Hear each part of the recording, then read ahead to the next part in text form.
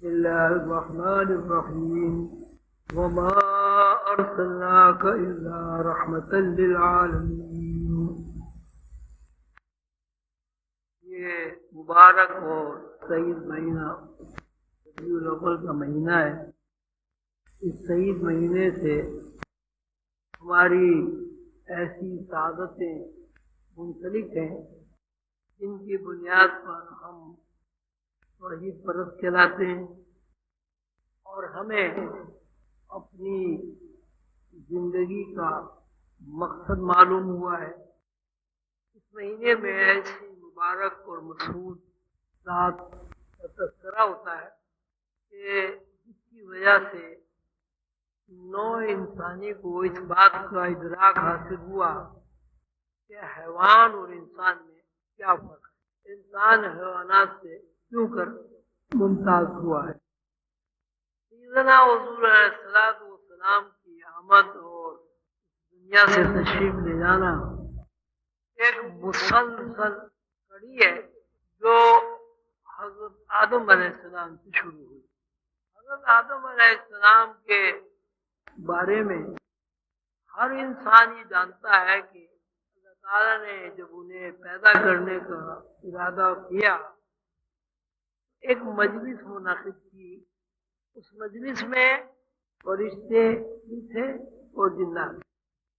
اس مجلس میں اللہ تعالیٰ نے یہ اعلان فرمایا کہ زمین پر میں اپنا خلیفہ بنانے والا ہوں، زمین پر اپنا نائب اور خلیفہ بنانے والا ہوں. ان پر غور کیا جائے یہ بات از خود سامنے آیا تھی کہ چونکہ زمین پہلے سے موجود تھی، فرشتے بھی موجود تھے، جنات بھی موجود تھے. نیابت و خلافت کا منصب کسی اور کے سپرد تھا.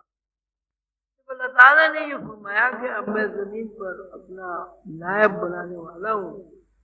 نائب سے مراد یہ ہے کہ ایسی ہستی تخلیق کر رہا ہوں جو ہستی میرے قائم مقام اپنے اختیارات استعمال کرے. نائب کا مطلب یہ ہوتا ہے جیسے نائب وزیر اعظم، نائب گورنر یا کوئی بھی منیجر. مثال کے طور پر آپ کہتے ہیں منیجر کا مطلب بھی یہی ہوتا ہے کہ وہ کسی کا نائب ہوتا ہے. فرشتوں نے یہ بات سن کر کہا یہ جو آپ اپنا نائب اور خلیفہ بنانے کا آپ نے ارادہ فرمایا ہے اور جس ہستی کو آپ نے منتخب کیا ہے نیابت اور خلافت کے لیے، جن عناصر سے اس کی تخلیق ہوئی ہے وہ عناصر میں فساد ہے، خون خرابہ ہے. اللہ تعالیٰ نے فرشتوں کی یہ بات سن کر یہ نہیں فرمایا کہ نہیں کوئی خون خرابہ نہیں، کوئی فساد نہیں. اللہ تعالیٰ نے یہ فرمایا کہ جو کچھ ہم جانتے ہیں وہ تم نہیں جانتے. تو سیدھی سی بات ہے کہ جو کچھ اللہ جانتے ہیں وہ تو کوئی بھی نہیں جانتا. اللہ تعالیٰ جتنا جو کچھ جس کو بتا دیتے ہیں بندہ اتنا ہی جانتا ہے. اور اس سے خاموش ہو گئے. لیکن اللہ تعالیٰ نے فرشتوں کی اس خاموشی کو نظر انداز نہیں کیا. اللہ تعالیٰ نے ان کو بتانے کے لیے، ان کو سمجھانے کے لیے یا ان سے آدم کی حاکمیت کو قبول کرانے کے لیے آدم کو اپنی ذات کے، اپنی صفات کے علم سکھائے. یعنی اللہ تعالیٰ نے چونکہ آدم کو نائب اور خلیفہ بنانا تھا اس لیے اللہ تعالیٰ نے آدم کو وہ علوم سکھا دیے جن علوم کو سیکھ کر آدم اللہ تعالیٰ کی نیابت کے فرائض انجام دے. فرشتوں اور جنات کو مطمئن کرنے کے لیے اللہ تعالیٰ نے آدم سے کہا کہ ہم نے تمہیں جو نیابت و خلافت کے اختیارات استعمال کرنے کے لیے جو ایڈمنسٹریشن سکھایا ہے، جو قاعدے اور ضابطے سکھائے ہیں، تم انہیں بیان کرو، انہیں بتاؤ فرشتوں کو. آدم نے ان اسماء کی تشریح بیان کی جو اللہ تعالیٰ نے آدم کو سکھائی. فرشتوں نے یہ سب سن کر کہا اللہ تعالیٰ جو کچھ قالوا لا علم لنا الا ما علمتنا، انہوں نے کہا کہ جو کچھ یہ آدم نے بیان کیا ہے اس کے بارے میں ہماری معلومات صفر ہے، ہم کچھ نہیں جانتے، آپ حکیم ہیں، دانا ہے، بینا ہے۔ اللہ تعالیٰ نے فرمایا کہ چونکہ اب آدم کو نیابت اور خلافت سونپ دی گئی، نیابت اور خلافت کے جو بنیادی اصول ہیں، جو قواعد و ضوابط ہیں، وہ آدم کو سکھا دیے گئے ہیں، اس لیے تم آدم کی حاکمیت کا اقرار کرو۔ فرشتوں نے سجدہ کیا، سجدے سے مراد وہاں یہ نہیں ہے کہ نعوذ باللہ فرشتوں نے، یہ جنات نے آدم کو اللہ کا درجہ دے دیا یا خدا مان لیا۔ سجدے کی مقصد یہ کہ انہوں نے آدم کی حاکمیت کو قبول کرنے کے لیے اپنے سر جھکا دیے۔ سر جھکانے سے مراد یہ کہ صاحب جی ہاں اب یہ ہمارے حاکم ہیں اور ہم آدم کے محکوم ہیں، اس بنیاد پر کہ آپ نے آدم کو علوم سکھا دیے ہیں جو علوم کائنات سے متعلق ہے، اور جن علوم کا ہمیں کچھ پتہ نہیں، ہم نہیں جانتے۔ جنات میں دو گروہ بن گئے، ایک گروہ نے آدم کی حاکمیت کو قبول کر لیا اور دوسرے گروہ نے آدم کی حاکمیت کو قبول نہیں کیا۔ جس گروہ نے آدم کی حاکمیت کو قبول نہیں کیا وہ اللہ تعالیٰ کے لیے ناپسندیدہ گروہ قرار پایا اور اللہ تعالیٰ نے اسے معطوف قرار دیا۔ آدم کو اللہ تعالیٰ نے یہ سارے اختیارات تفویض کر کے جنت میں بھیجا۔ جنت میں بھی اگر آپ غور فرمائیں کہ جنت میں دراصل آدم کو جو اختیارات دیے گئے تھے، جنت میں آدم سے اس کی پریکٹس کرائی گئی۔ جنت کا ماحول یہ ہے کہ آپ نے کہا سیب، اب سیب کے لیے ضروری نہیں ہے کہ دنیا کی طرح آپ زمین کھودیں اور اس میں درخت کا پودا لگائیں اور پھر اس میں پانی دیں، کھاد دیں، کیڑے مکوڑے سے اس کی حفاظت کریں، آندھی بارش برسات دھوپ سے اس کی حفاظت کریں اور انتظار کریں 10 سال 5 سال 8 سال پھر آپ کو دیں۔ جنت کا ماحول اور فضا یہ ہے کہ جب آپ نے سیب کہا تو سیب موجود ہو جاتا ہے، بالکل اس طرح جس طرح اللہ تعالیٰ نے کن کہا اور ساری کائنات بن گئی۔ آدم کی حاکمیت، آدم کے اختیارات کو سمجھنے کے لیے یہ ضروری ہے کہ آپ تخلیقی قوانین سے واقفیت رکھیں۔ اللہ تعالیٰ نے کہا کن، فرشتے بھی بن گئے، جنات بھی بن گئے، آسمان بھی وجود میں آ گئے، زمینیں بھی تخلیق ہو گئی، چاند سورج بھی بن گئے، ایک لفظ کن سے۔ اسی صورت سے جب آدم کہتا ہے سیب تو سیب وجود میں آ جاتا ہے، لیکن ان تخلیقی عوامل میں اور ان تخلیقی مراحل میں غور طلب بات یہ ہے کہ جب اللہ تعالیٰ نے کن کہا تو کوئی چیز وجود میں نہیں آئی تھی، کسی چیز کا وجود نہیں تھا، کن کے بعد وجود ہوا۔ آدم کے کن میں یہ فرق ہے اللہ تعالیٰ کے کن میں اور آدم کے کن میں کہ جب آدم کن کہتا ہے جنت میں تو اللہ تعالیٰ کی جو موجودات ہے، جو چیزیں تخلیق ہو چکی ہیں وہ مظہر ہوتی ہیں۔ آدم نے جب کہا سیب تو سیب ہو گیا، آدم نے کہا پانی تو پانی بن گیا۔ تو جتنا عرصہ آدم جنت میں رہے اسی حساب سے آدم کو کن کہنے کی پریکٹس ہوتی تھی۔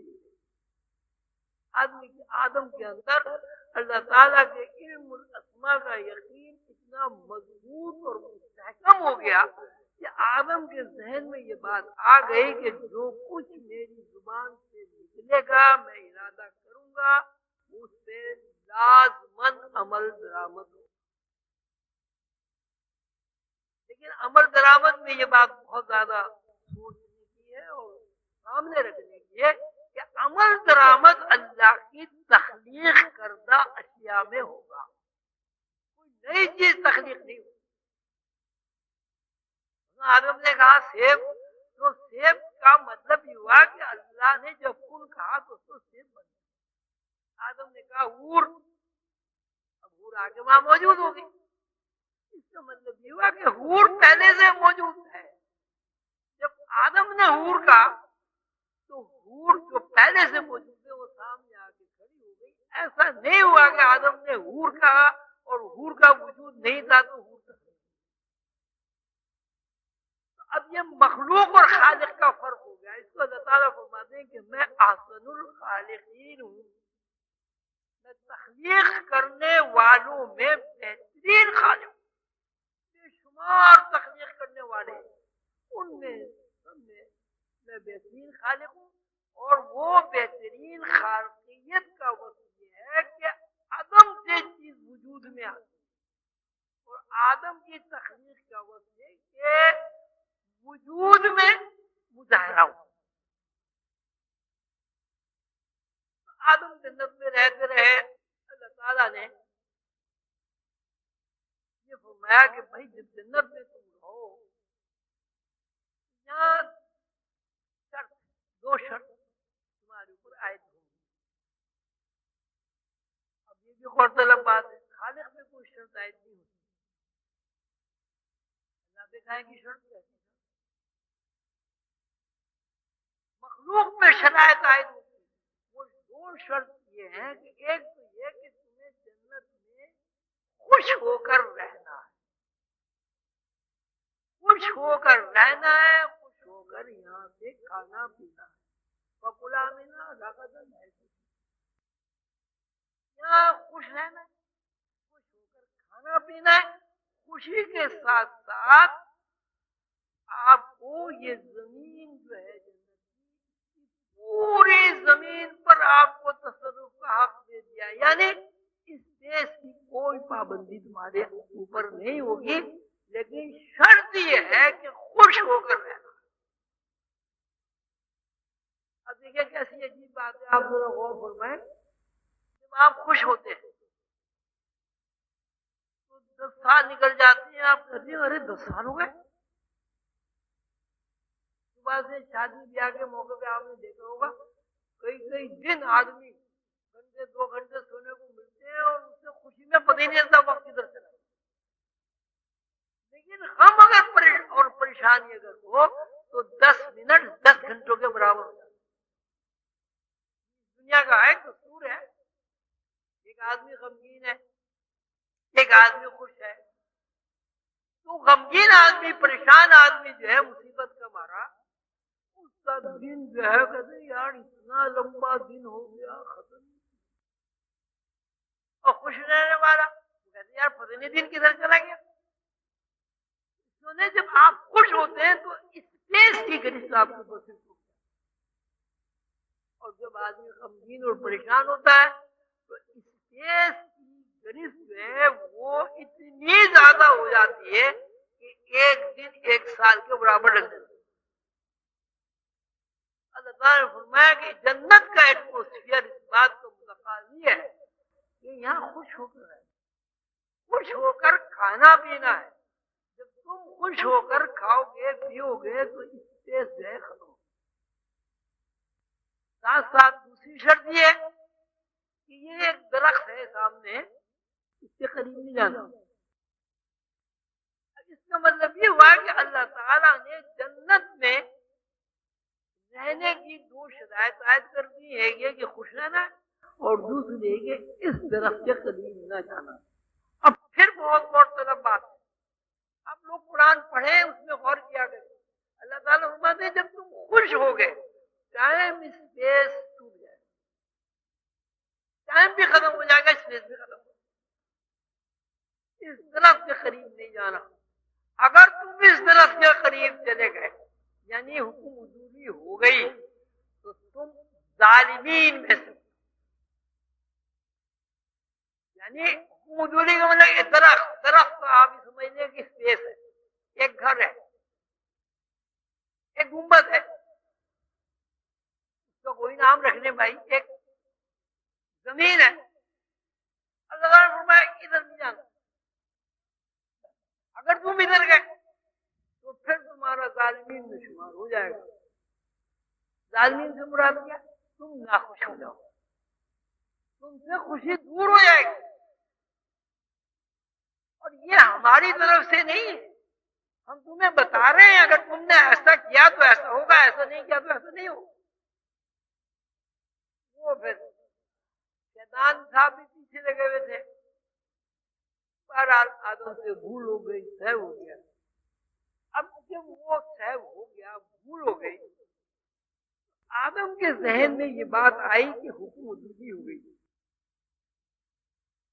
اللہ تعالیٰ نے فرمایا تھا کہ اگر تم اس طرف چلے گئے تو پھر تم ظالمین میں سے ہو جاؤ گے، یعنی خوش رہنے والے بندوں کی سب سے، جو خوش رہنے والے بندوں کی سب سے نکلنے کا تاثر آدم کے ذہن پر آیا تو جنت نے کہا کہ اب تم یہاں نہیں رہ سکتے، یہاں تو خوش رہنے والا بندہ رہ سکتا۔ آدم کو زمین پر اتار دیا گیا۔ سب کو پتا ہے آدم روتے رہے، آدمی انتظاری کرتے رہے، اللہ تعالیٰ غفور الرحیم ہے، اللہ تعالیٰ نے معاف کر دیا، لیکن ساتھ ساتھ اللہ تعالیٰ نے فرمایا کہ ہم تمہیں معاف کر دیتے ہیں، لیکن شرط پھر وہی ہے کہ اگر تم خوش رہو گے تو جنت میں جاؤ، اگر خوش نہیں رہو گے جنت میں نہیں تمہیں داخل۔ اور خوش رہنے کا طریقہ یہ ہے کہ ہماری حکم وجودی نہ ہو، یعنی شجر ممنوعہ کے پاس نہ جاؤ۔ اب شجر ممنوعہ بھائی مثلا ایک جوا ہے، اب جوا بھی ایک شجر ممنوع ہے، شاخ اس میں سے نکلتی رہتی ہے، آدمی برباد ہو جاتا ہے۔ جھوٹ کی کتنی شاخیں، نفرتیں پیدا ہوں گی، فساد پیدا ہوگا، بغاوت پیدا ہوگی، ایک جھوٹ کو سچ کرنے کے لیے 100 جھوٹ بولیں گے۔ اب ان 100 جھوٹوں کو آپ ایک درخت کی 100 شاخیں کہہ دیں، غیبت۔ جتنی بھی ممنوع چیزیں ہیں جو اللہ نے اور اللہ کے پیغمبروں نے بتائی ہیں، اس کو آپ شجر ممنوع کہہ سکتے ہیں۔ مثلا ایک آدمی قتل کر دے، اب بتائیے دشمنی پیدا ہو گئی، اس نے اس کو کر دیا، جیسے ہمارے یہاں قبائل میں ہوتا ہے تو وہ شاخ، ایک آدمی نے اگر اللہ تعالیٰ محفوظ رکھے کسی کو قتل کر دیا تو وہ ایک درخت لگا دیا، کسی آدمی نے جھوٹ بول دیا تو اس نے درخت کا، جھوٹ کے درخت کا بیج ڈال دیا، کسی آدمی نے حقوق العباد کا خیال نہیں کیا، اب اس کا مطلب یہ کہ اس نے حق تلفی کا درخت لگا۔ اسی صورت سے آپ نے خوشی کا درخت بو دیا اور اس میں بھی شاخیں نکلنی شروع ہو گئی، آپ نے کنواں بنوا دیا۔ اب اس کنویں پہ اگر 10,000 آدمی آگے پانی پی لیتے ہیں تو اس کا مطلب ہے وہ کنواں ایک درخت بن گیا، وہ 10,000 آدمی پانی پینے والے اس درخت کی شاخیں اور پتے اور پھل بن گئے۔ یعنی جس طرح بھی آپ اس کو پھیلائیں، یہاں سارا معاملہ درخت سے یہ ہے۔ اگر آپ غور کریں تو ہر چیز درخت کی طرح بڑھ رہی ہے، جھوٹ بھی، فساد بھی، سچ بھی، نیکی بھی، ہے نا۔ حضور پاک صلی اللہ علیہ وسلم فرمایا نیکی ایک درخت ہے جس سے تمہیں بھی فائدہ پہنچتا ہے، تمہاری اولاد کو بھی۔ آدم علیہ السلام اس دنیا میں آئے، معافی تلاشی کی، تو اللہ تعالیٰ نے فرمایا کہ ٹھیک ہے، اب صورت یہ ہے کہ اگر پھر تم دوبارہ فساد کے درخت کو نظر انداز کر کے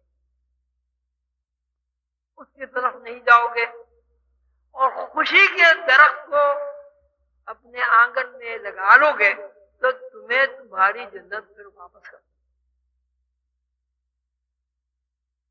اور اس کا انتظام ہم نے یہ کر دیا ہے کہ جیسے جیسے تمہاری نسل بڑھے گی ویسے ویسے ہم اپنے بندے اپنے پیغمبر تمہیں سمجھانے کے لیے تمہیں تعلیم دینے کے لیے بھیجتے رہے. آدم سے سلسلہ چلا اور سیدنا حضور صلی اللہ علیہ وسلم تک وہ سلسلہ قائم رہا. روایت ہے کہ 1,24,000 پیغمبر اس دنیا میں تشریف. اللہ تعالیٰ نے یہ بھی فرمایا کہ زمین کا کوئی چپا ایسا نہیں ہے کہ جہاں ہم نے پیغمبر نہ بھیجا ہو اور جہاں ہم نے اس بات کا اہتمام نہ کیا ہو کہ مخلوق کو صحیح بات کا اور غلط بات کا پتہ چل جائے. 1,24,000 پیغمبر آئے اور 1,24,000 پیغمبروں کی جو تعلیمات کتابوں میں ملتی ہیں ہر پیغمبر نے کسی نہ کسی عنوان سے یہ بات ضرور کہی کہ میرے بعد ایک اور نجات دہندہ آئے گا.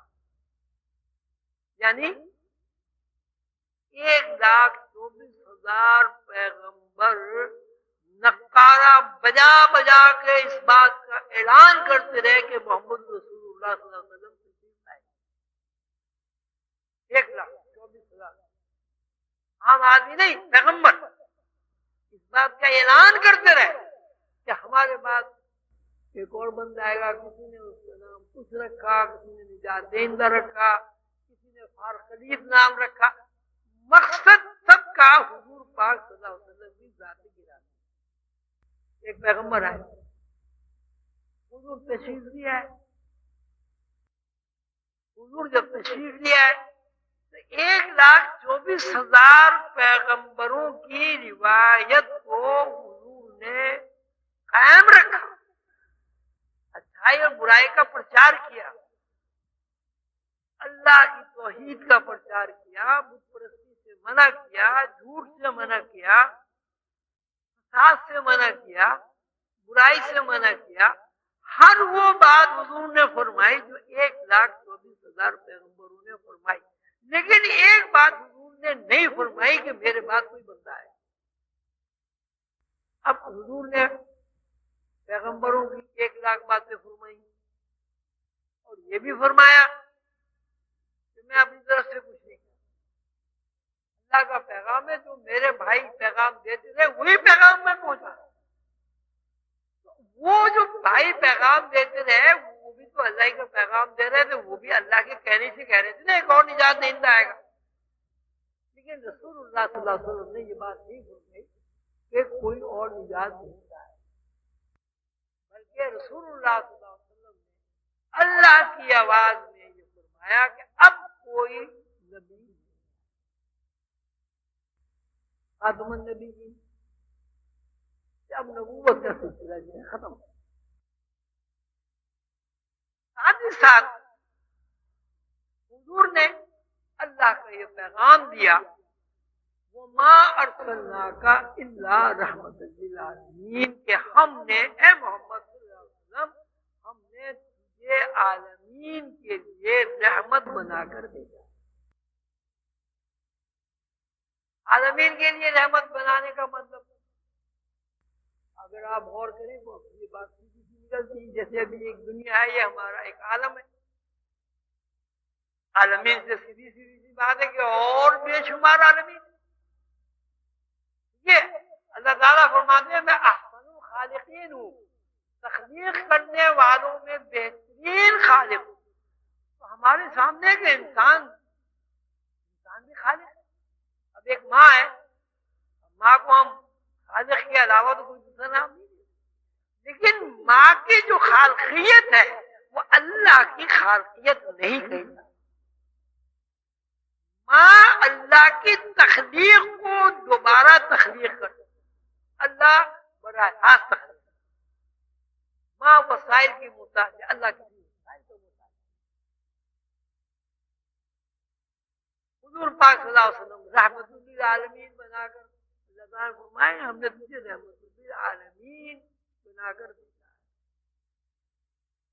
اور جب اللہ تعالیٰ اپنی تعریف کرتے ہیں تو کہتے ہیں الحمدللہ رب العالمین. سب تعریفیں اس اللہ کے لیے ہیں جو عالمین کو پالنے والا ہے, جو عالمین کے لیے وسائل پیدا کرنے والا ہے, جو عالمین کے لیے پانی برسانے والا ہے, جو عالمین کے لیے چاند سورج بنانے والا ہے, جو عالمین کے لیے ایک نظام اس نے قائم کر دیا ہے جس نظام کی بنیاد پر پورے عالمین قائم ہے, ہزاروں لاکھوں کروڑوں دنیا کا ہے. اب بات کیا بنے؟ بات یہ بنے کہ اللہ تعالیٰ ایسا خالق ہے جو مخلوق کو پیدا کرتا ہے اور مخلوق کے لیے وسائل پیدا کرتا ہے. اور رسول اللہ صلی اللہ علیہ وسلم کی ذات اقدس یہ ہے کہ اللہ کی پیدا کردہ مخلوق نے اللہ کے بنائے ہوئے وسائل کو تقسیم کر دیا. تقسیم جو ہے ہمیشہ رحمت اور تخلیق بھی ہمیشہ رحمت. رسول اللہ صلی اللہ علیہ وسلم کا جو اللہ تعالیٰ کے نزدیک درجہ ہے اس کو تو کسی کو پتہ ہی نہیں. بعد خدا بزرگ تو یہ کتنا مختصر اتنی سی بات ہے کہ اگر اللہ کے بعد کسی کو بڑائی زیب دیتی ہے تو وہ رسول اللہ صلی اللہ علیہ وسلم. بعد خدا بزرگ تو ربیع الاول کے مہینے میں ایسے تو 12 مہینے حضور پاک صلی اللہ علیہ وسلم کے اوپر تفکر کرنے کا مہینہ ہے. الحمدللہ 5 وقت اذانیں ہوتی ہیں, اس میں حضور پاک صلی اللہ علیہ وسلم کو نام دیا جاتا ہے. اللہ تعالیٰ ہمیں توفیق نماز کی دے, نماز میں بھی تحیات پڑھتے ہیں, درود شریف پڑھتے ہیں. لیکن یہ عید میلاد النبی کا مہینہ ایسا ہے کہ اس میں بطور خاص ہر انسان کو یہ پوچھنا چاہیے کہ ہمیں اللہ تعالیٰ نے یہ سعادت عطا کی جو کائنات میں وسائل کا تقسیم زندہ ہے. اللہ تعالیٰ نے ہمیں اس کی امت بنا دی. ساری کائنات میں حضور وسائل تقسیم. ہماری خصوصیت یہ ہے کہ ہم حضور پاک صلی اللہ علیہ وسلم کے نام لیوا ہیں. اب امتی ہونے کی شرط کب پوری ہوگی؟ امتی ہونے کی شرط پوری جب ہوگی جب رسول اللہ صلی اللہ علیہ وسلم کے اوصاف ہمارے اندر پیدا ہوں. ہم زبان سے کلمہ پڑھتے ہیں, دعویٰ کرتے ہیں اور جھوٹ بولتے ہیں. یہ ایک طرح سے اگر آپ غور کریں یہ رسول اللہ صلی اللہ علیہ وسلم کی شان میں گستاخی ہے. حضور کا کیسا اخلاق تھا سب کو ہی پتا ہے, کوئی بتانے کی بات نہیں. 1400 سال سے ہر وائز, ہر مولوی, ہر علامہ, ہر فقیر حضور پاک صلی اللہ علیہ وسلم کے اخلاق کا چرچا کر رہا ہے. لاکھوں کتابیں چھپ گئی, اس میں حضور پاک صلی اللہ علیہ وسلم کی طیبہ کا پورا احوال موجود. اگر ہم جھوٹ بولتے ہیں آپ یہ بتائیں کیا رسول اللہ صلی اللہ علیہ وسلم کی شان اقدس میں ہم گستاخی نہیں کرتے؟ حضور نے جھوٹ کو منع فرمایا. ہم بد اخلاقی کرتے ہیں. بد اخلاقی تو کسی کافر سے بھی جائز نہیں ہے. رسول اللہ صلی اللہ علیہ وسلم کا ارشاد عالی مقام ہے, کافر کو بھی کافر میں. 2 فلسفے ہیں, کیا پتا جس وقت آپ نے اسے کافر کہا وہ کافر نہ رہا, مسلمان ہو گیا. دوسرے آپ نے کافر کو جب برا کہیں گے تو وہ آپ کے بھائی کو برا کہیں گے. اللہ صلی اللہ علیہ وسلم نے فرمایا کہ دوسرے مذاہب کے علماء کو برا نہ کہو. اگر تم دوسرے مذاہب کے علماء کو برا کہو گے وہ تمہارے مذاہب کے علماء کو برا کہیں گے. اب من حیث القوم آپ غور کریں, یہاں تو صورت حال یہ ہے کہ کوئی آدمی کسی کو اچھا کہتے ہیں. فرقے, ہر فرقہ دوسرے فرقے کو کافر کہتا ہے. وہ فرقہ اذان بھی دے رہا ہے, وہی اذان سب اذانیں ہوتی, وہ فرقہ فرقہ 5 وقت کی نماز بھی پڑھ رہا ہے، وہ فرقہ زکات بھی دے رہا ہے، حج بھی کر رہا ہے، تہجد بھی پڑھ رہا ہے، اعتکاف بھی کر رہا ہے، تراویح بھی پڑھ رہا ہے، روزے بھی رکھ رہا ہے۔ اب آپ بتائیے جو آدمی نماز بھی پڑھ رہا ہے، روزہ بھی رکھ رہا ہے، حج بھی کر رہا ہے، زکات بھی دے رہا ہے، کوشش بھی کر رہا ہے کہ جھوٹ نہ بولوں، اس کو اگر کافر کہا جائے تو وہ کافر، اور کس نے آپ کو ٹھیکیدار بنا دیا کہ آپ دوسروں کو کافر کریں؟ اب دیوبندی صاحبان کہتے ہیں وہ بریلوی کے پیچھے نماز نہیں ہوتی۔ آپ کو پتا ہے مسئلہ یہ ہے، جو میں تو مولوی ہوں نہیں، جو علماء بتاتے ہیں وہ یہ کہتے ہیں نمازی تو فاسق فاجر کے پیچھے بھی ہو سکتی ہے، نماز زندیق کے پیچھے نہیں ہو سکتی۔ زندیق کہتے ہیں اس کو جو اسلام لا کر اسلام چھوڑ دے، اس کی مغفرت ہی نہیں ہے، اس کو زندیق ہے۔ تو اگر ایک دیوبندی بھائی یا بریلوی بھائی یا کوئی اور وہابی بھائی یا اہل حدیث بھائی یا کوئی بھائی یہ کہیں کہ اس کے پیچھے نماز نہیں ہوتی، اس کا کیا مطلب ہوا بھائی؟ نماز تو زندگی کے پیچھے نہیں ہوتی۔ تو کیا اس نے اپنے ایک بھائی کو اپنے معاشرے میں سے، اپنی قوم میں سے الگ نہیں کر دیا؟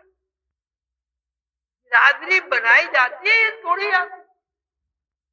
میں تو یہ سوچتا ہوں کہ اگر کوئی بھی آدمی نمازی ہے وہ ہر حال اس سے اچھا ہے جو نمازی نہیں، وہ ہاتھ کھول کے پڑھے، ہاتھ باندھ کے پڑھے، سب کا ایک قبلہ ہے، سب نماز میں اعظم شریف پڑھتے ہیں، سب نماز میں قل اللہ شریف پڑھتے ہیں، سب نماز میں رکوع سجود میں سبحان ربی الاعلیٰ کہتے ہیں۔ بتائیے کون سا ایسا فرقہ ہے جو نماز میں تحیات کی جگہ کچھ اور پڑھتا ہے؟ ایسا کون سا گروہ فرقہ ہے جو نماز میں اعظم شریف نہیں پڑھتا؟ ایسا کون سا فرقہ ہے جو نماز میں سبحان ربی العظیم کی جگہ کچھ اور پڑھتا ہے؟ کلمہ بھی پڑھ رہا ہے بھائی، جھوٹ سچ سے بچتا بھی ہے۔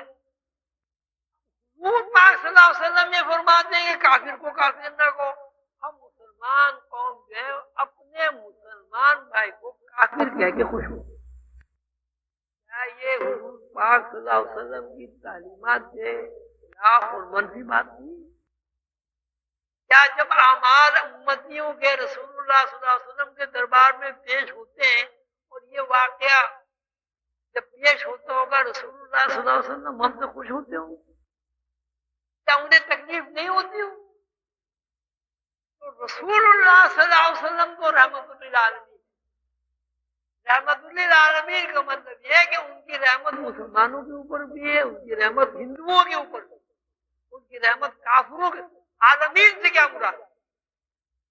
رحمت للمسلمین تو اللہ نے نہیں کہا، رحمت للعالمین فرمایا۔ اب عالمین میں کافر نہیں، یہودی نہیں ہے، ہندو نہیں ہے، اب وسائل ہیں۔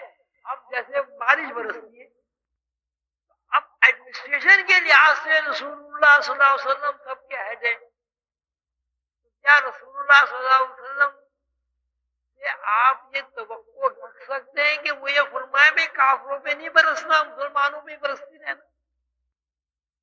جتنا بڑا آدمی ہوتا ہے، جتنے اس کا بڑا ضمیر ہوتا ہے، درد، جتنے بڑے اللہ میاں ہیں رب العالمین کی حیثیت سے، اللہ تعالیٰ نے رسول اللہ صلی اللہ علیہ وسلم کو اسی مناسبت سے، اسی بڑائی سے رحمت للعالمین۔ ہمارا رسول، ہمارے نبی، ہمارے آقا تمام جہانوں کے لیے، کافروں کے لیے، مشرکین کے لیے، ہندوؤں کے لیے، تیریوں کے لیے رحمت ہے۔ ہم اپنے مسلمان بھائیوں کے لیے رحمت ہے۔ ہم اپنے مسلمان بھائیوں کو، نمازی بھائیوں کو کہتے ہیں کہ صاحب کافر ہے۔ آپ سوچ کر بتائیں، ایک مسلمان دوسرے مسلمان کو اگر کافر کہتا ہے، کیا اس سے حضور پاک صلی اللہ علیہ وسلم خوش ہوں گے؟ ظاہر خوش نہیں ہوں گے۔ وہ مجھے وقت بہت کم ملتا ہے، وہ ٹی وی دیکھ رہا تھا، مذاکرہ ہو رہا تھا، بات ہو رہی تھی تفرقے کی۔ انہوں نے کہا ایک صاحب میں نام تو نہیں بتاؤں گا مسلک کا، ایک مسجد میں ایک صاحب گئے، انہوں نے جا کے نماز پڑھی، وہ مؤذن صاحب کو پتہ چلا یہ دوسرا مسلک کے تھے۔ مؤذن صاحب نے کیا کیا، وہاں سے باقاعدہ پائپ نکالا اور پانی سے 3 دفعے دھویا۔ تو سیکرٹری صاحب آ گئے، کہا بھائی یہ کیا کر رہے ہو؟ ارے کہنے لگے یہ تو جگہ ہی نہ پا ہو گئی، انہوں نے پورا مسلح اکھڑوا کے دوسرا مسلح، یہ کون سا اسلام ہے بھائی؟ یہ کون سی تعلیمات ہیں جو رسول اللہ صلی اللہ علیہ وسلم؟ تو ہم بلا شک و شبہ رسول اللہ صلی اللہ علیہ وسلم کے امتی ہونے کی وجہ سے سعید روح ہیں، لیکن اگر ہم نے سعید روح ہونے کے باوجود رسول اللہ صلی اللہ علیہ وسلم کی تعلیمات پر عمل نہیں کیا تو ہم سے زیادہ گستاخ اور ہم سے زیادہ بد نصیب۔ 1,24,000 پیغمبروں کی تعلیمات ہیں، اس کا نچوڑ یہ ہے کہ اللہ تعالیٰ یہ چاہتا ہے کہ بندے آپس میں پیار محبت سے رہیں، بندے آپس میں ایک دوسرے کی دل آزاری کا سبب نہ بنے، ایک دوسرے کی حق تلفی نہ ہو۔ جو اللہ نے، اللہ کے رسول نے آداب تعین کر دیے ہیں ان کی پیروی کی جائے، اللہ کو راضی رکھا جائے۔ اللہ کو راضی بھائی آپ کب رکھ سکیں گے؟ جب خود آپ راضی ہوں گے، جب آپ خود۔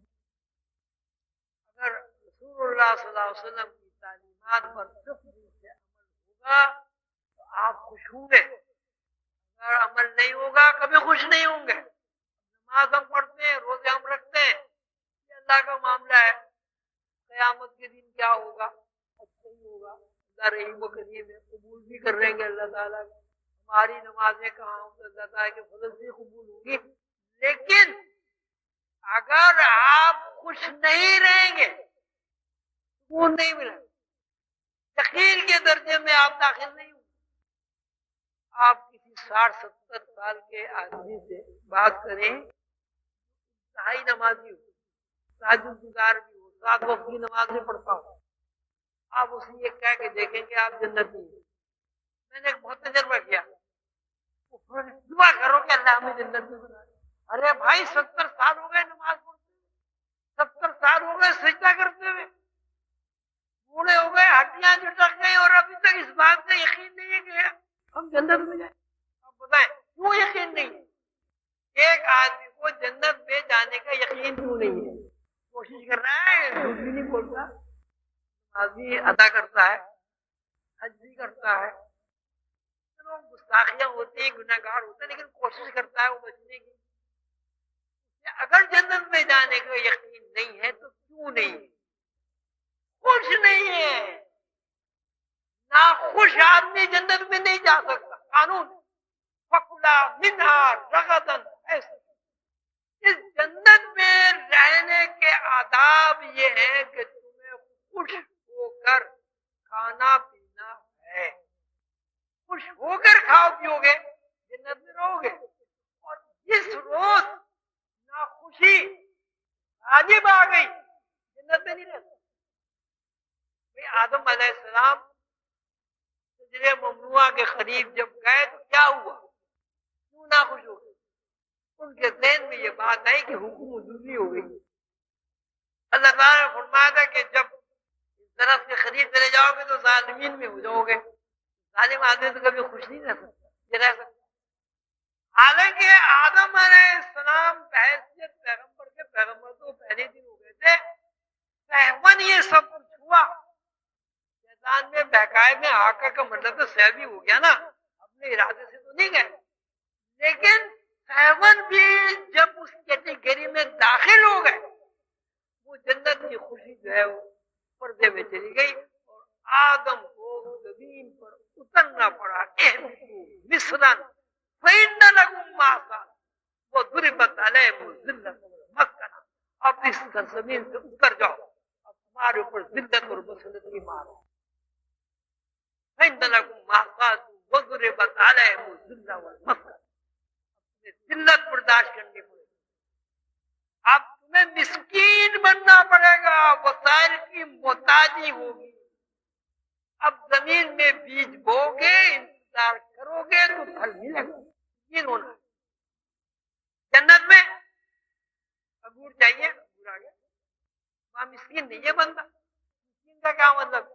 بیچارہ باپ مر گیا، ماں مر گئی، اب وہ محتاج، اس کا محتاج اس کا محتاج، کسی کو تو مسکین کہتے ہیں۔ اللہ تعالیٰ نے ذلت اور مسکین ہونے کی اب مار ہے، ذلت اور مسکینی کی لعنت سے بچنے کے لیے کیا کرنا پڑے گا؟ وہ درخت سے قریب جانے کا عمل ترک کر کے دوبارہ رغبت ہے سوشی کمار کے دور دے داخل۔ جب تک آپ خوش نہیں ہوں گے جنت نہیں جاؤ۔ سیدھی سی بات ہے، میں لندن میں گیا، بہت بڑا اجتماع تھا، نماز کا تذکرہ ہوا، میں کہ دیکھو بھائی قرآن شریف میں سورہ الماؤن الرحمن الذی یکذب بالدین فذلک الذی یدعو الیتیم ولا یحض علی طعام المسکین فویل للمصلین الذین هم عن صلاتهم، بس خرابی ہے ان نمازیوں کے لیے جو اپنی نمازوں سے بے خبر ہے۔ سیدھا ترجمہ ہے، غیر کو دوزخ بھی کہتے ہیں، غیر کو ہلاکت بھی کہتے ہیں۔ اب یوں کہہ دیجیے بس ہلاکت ہے ان نمازیوں کے لیے جو اپنی نمازوں سے بے خبر ہے۔ سیدھا سیدھا مطلب یہ ہے کہ جب آپ نماز پڑھیں تو آپ کو یہ خبر ہونی چاہیے کہ ہم اللہ کے سامنے کھڑے ہیں، کوشش کرنی چاہیے۔ وہاں صاحب ایک صاحب کھڑے ہوئے، وہ بڑے بینک کے بڑے افسر تھے، کہنے گے جی اس کا مطلب یہ کہ ہم نماز نہ پڑھیں۔ میں نے کہا اللہ کے بندو نماز پڑھو، تمہیں اللہ تعالیٰ نے 50% یہ سعادت دے دی ہے کہ تم گھر سے چلے، تم نے وضو کیا، تم مسلح پہ جا کے کھڑے ہو گئے، یہ 50% تمہارا کام ہو گیا۔ اب 50% یہ ہے کہ اللہ تعالیٰ یہ چاہتا ہے کہ جب تم نماز پڑھو تو تمہارا دھیان اللہ کی طرف ہو، دنیا کے کاموں میں نہ ہو۔ چلے جس کا مطلب تو آپ یہ کہہ رہے ہیں نماز کیا مصیبت ہے بھائی؟ یعنی کہ کسی آدمی سے آپ یہ کہیں کہ بھائی تو نوکری کرنے جاتا ہے، وہاں تیرا ذہن منتشر رہتا ہے، حساب غلط ہوتا ہے، یار تجھے وہ نکال دے گا مالک، یعنی انتشار ختم کر کے حساب کتاب کیا گا۔ کیا کہنا چاہتے ہیں کہ اب میں نوکری نہ کروں؟ میں جب کوئی بات کرتا ہوں تو مجھے یہی ڈر لگتا ہے پتہ نہیں کس طرح بات پکڑ دیں گے۔ بھائی کسی اللہ تعالیٰ فرماتے ہیں بس ہلاکت ہے ان نمازیوں کے لیے جو اپنی نمازوں سے بے خبر ہے۔ ٹھیک ہے، تاریخ نہیں کہا، یہ نہیں کہا بس ہلاکت ہے ان نمازیوں کے لیے جو نمازیں چھوڑ دیتے ہیں۔ نماز تو آپ چھوڑ ہی نہیں سکتے کسی بھی حال میں، سب کو پتا ہے۔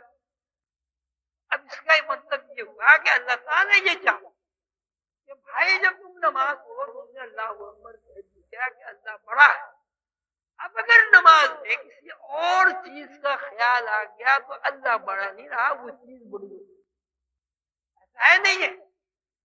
میں کہتا ہوں اللہ اکبر، اب میرے دل میں خیال آیا کہ سیٹ میری تنخواہ بڑھا دے گا، بڑا کون ہوا بھائی؟ اب میں کہا اللہ اکبر، اب خیال آیا کہ بچوں کا ایکسیڈنٹ نہ ہو جائے، بیوی انتظار کر رہی ہوگی، دیر ہو گئی، بڑا کون ہوا؟ اللہ تعالیٰ یہ تو فرماتے ہیں جب اللہ اکبر کہتے ہیں آپ اللہ ہی بڑھا۔ اب یہ کہ جب نماز میں آپ کا ذہن اللہ کی طرف سے ہٹ جائے، اب اس کا مطلب ہے آپ نماز سے بھولے ہوئے، نماز کے آداب آپ کے ذہن سے نکل گئے، آپ سے غلطی سرزد ہو رہی ہے۔ جب اللہ بڑا ہے تو اللہ ہی بڑا ہے۔ یہ ہے فویل للمصلین الذین هم عن صلاتهم ساہون۔ اب بتاؤ اس کا یہ مطلب کہاں ہے کہ کوئی بندہ یہ کہہ رہا ہے کہ نماز نہ پڑھو؟ کوئی بھی مسلمان گنہگار ہو یا نیکوکار ہو، کیا وہ یہ کہہ کہ نماز نہ پڑھو کافی نہیں ہو جائے گا؟ کسی بھی بندے کو یہ کہہ کہ نماز نہ پڑھو کیا نفلوں کا ثواب ملے گا بھائی؟ مفت میں یہ دوزخی بنے گا۔ فویل للمصلین الذین هم عن صلاتهم ساہون کا مطلب یہ ہے کہ جب نماز کے لیے کھڑے ہو جاؤ تو آپ کے ذہن میں اللہ کے علاوہ کوئی شعور اگر آتا ہے تو کم سے کم آنا چاہیے۔ یہاں تو میں تو اپنی بات بتا رہا ہوں، 17 رکعتیں ہوتی ہیں عشاء میں، میں تو خیال ہے ایک رکعت میں بھی آدمی یہ نہیں کہہ سکتا یار اللہ کے لیے ایک رکعت نصیب ہی ہوتے ہوں گے کوئی جن کی ایک رکعت یا ایک سجدہ صحیح ہو۔ کیوں ایسا کیوں ہوتا ربوبیت پر یقین نہیں ہے، زبانی جمع کرے. اگر مجھے یقین ہے اس بات کی بارش اللہ برساتا ہے، مجھے یقین ہے اس بات کا کہ زمین اللہ نے بنائی ہے، مجھے یقین ہے اس بات کا کہ زمین میں گندم اگر اللہ چاہے تو نہیں پیدا ہو سکتا، مجھے یقین ہے اس بات کا کہ اگر آکسیجن فضا میں نہ ہو تو ہم اسی وقت مر جائیں گے، مجھے اگر یقین ہے اس بات کا کہ ہمارے اندر دل گردے پھیپڑے کی جو مشینیں چل رہی ہیں وہ اللہ کی چلائی ہوئی ہیں. کیا اس یقین کے بعد اللہ کے علاوہ کوئی خیال آ سکتا ہے؟ بات یہی ہے کہ ساری زبانی جمع اندر کچھ نہیں. اللہ تعالیٰ یہ چاہتے ہیں کہ انسان اس دنیا میں رہے اور اس دنیا میں رہتے ہوئے پیغمبرانہ طرز فکر میں زندگی. پیغمبرانہ طرز فکر کے بارے میں قلندر بابا اولیاء رحمۃ اللہ علیہ نے ایک دفعہ بڑی عجیب بات فرمائی ہے، مسئلہ ہی حل ہو گیا. انہوں نے فرمایا بھائی پیغمبر جو ہے، پیغمبر کی طرز فکر یہ ہے کہ پیغمبر اور آف اللہ سوچتا، اللہ کے بغیر وہ سوچتے ہی نہیں، اس کی ہر سوچ میں اللہ شامل ہوتا. اگر ہر سوچ میں اللہ شامل ہو جائے، اللہ کے دربار، آپ یہ بتائیں آپ کو کوئی بادشاہ بلا لے اپنے دربار میں، آپ کو اس بادشاہ کے دربار کے علاوہ یا بادشاہ کے آداب کے علاوہ کوئی خیال آئے گا؟ بادشاہ چھوڑو ایک تھانے دار بلا لے، اس کے علاوہ ہر کس کوئی خیال آپ کو نہیں آئے گا یا یہاں سے جان کس طرح چھوٹے اگلے پچھلے رشتے دار دوست احباب جہاں سے بھی سفارش ہو سکتی ہے ہر چیز کی آپ کو یاد آ جائے گی. اور جب آپ نماز کے لیے کھڑے ہوں تو اللہ کا خیال نہ آئے، اس کا کیا مطلب ہے؟ آپ اس کی اہمیت زیادہ ہوئی کیا؟ اس طرز عمل سے ہمارے نبی محترم محمد رسول اللہ صلی اللہ علیہ وسلم خوش ہوں گے؟ کیا یہ ان کی کان میں گستاخی نہیں ہے؟ بہت اچھی بات ہے، میلاد بھی ہوتے ہیں، واز بھی ہوتے ہیں، نعت شریف بھی پڑھی جاتی ہے، سلام درود بھی ہوتے ہیں، بہت ضروری ہے. لیکن اگر یہ ساری چیزیں زبانی جمع خرچ اور اندر کے اندر ہمارے اندر میں کوئی روشنی پیدا نہ ہو، ہم نے تو عمل بھی کیا اور ایک آدمی کھانا کھاتا ہے اس کا پیٹ ہی نہیں بھرتا، مطلب اس نے کھانا نہیں کھایا، بیمار ہے.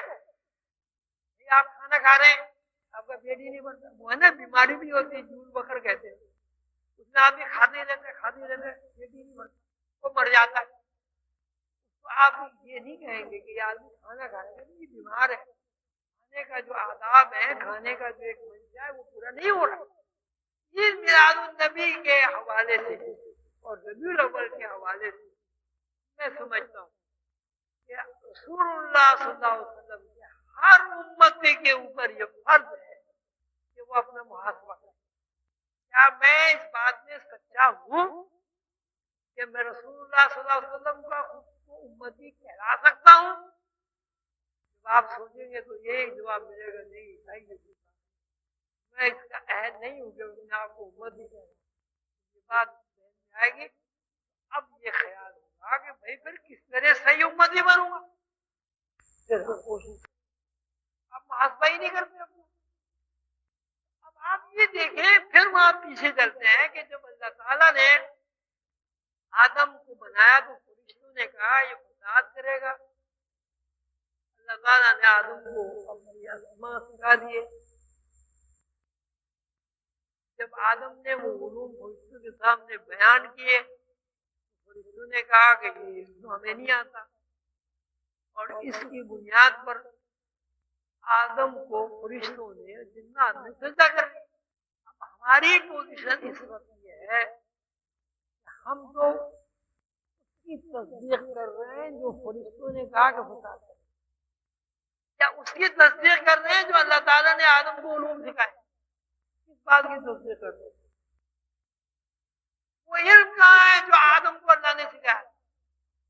اس میں تو کوئی فساد ہے نہیں، اس میں تو رحمت ہی رحمت ہے، اس میں تو اللہ ہی اللہ ہے. ربیع الاول کے مہینے کے حوالے سے آپ سب حضرات سے درخواست ہے کہ کہ جہاں جہاں بھی جشن میلاد النبی منعقد ہو وہاں ضرور تشریف لے جائے، لیکن ساتھ ساتھ اپنے محاصرے کے لیے اللہ تعالیٰ نے جو ہمیں سعادت عطا فرما دی امتی ہونے کی، اس کی توہین ہے۔ رسول اللہ صلی اللہ علیہ وسلم رسول اللہ صلی اللہ علیہ وسلم کی تعلیمات پر عمل پیرا ہونے کی کوشش کریں، جدوجہد کریں۔ اللہ تعالیٰ کا وعدہ ہے والذین جاہدوا فینا لنہدینہم سبلنا۔ اللہ تعالیٰ نے فرمایا جو بندے میرے لیے جدوجہد کرتے فینا، مقصد صرف میں جہاد کو میں نے اپنے اوپر لازم کر دیا ہے کہ میں اپنے راستے ان کے اوپر اور ہمیں رسول اللہ صلی اللہ علیہ وسلم کا صحیح امتی بننے کی سعادت جو اللہ تعالیٰ نے عطا فرمائی ہے، ہمیں حفاظت کرنے کی توفیق عطا فرمائے۔